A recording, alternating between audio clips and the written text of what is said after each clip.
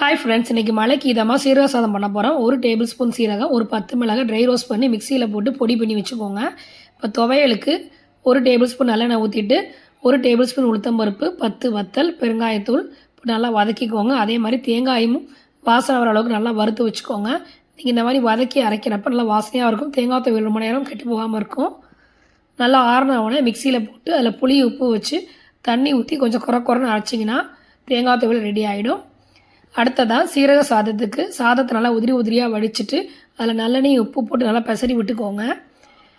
இப்போ தாளிப்புக்கு 2 table spoon நல்லெண்ணெய் ஊற்றிட்டு அதில் கடுகு, உளுத்தம்பருப்பு, கடலைப்பருப்பு, மிளகாய் வத்தல், கருவேப்பிலை, பெருங்காயத்தூள் போட்டு நல்லா வதக்கிட்டு மஞ்சத்தூள் போட்டுட்டு அடுப்பை ஆஃப் பண்ணிடுங்க. இந்த தாளித்ததை சாதத்தில் போட்டு அப்படியே கொட்டிட்டு நம்ம வறுத்து வச்ச சீரக பொடியையும் அதில் தூவிட்டு நல்லா கிளறி விட்டு எடுத்திங்கன்னா சூப்பரான சீரக சாதம் ரெடி ஆகிடும். இது ஒரு ஈஸியான லஞ்ச் பாக்ஸ் ரெசிபி. கண்டிப்பாக ட்ரை பண்ணி பாருங்கள். Bye friends.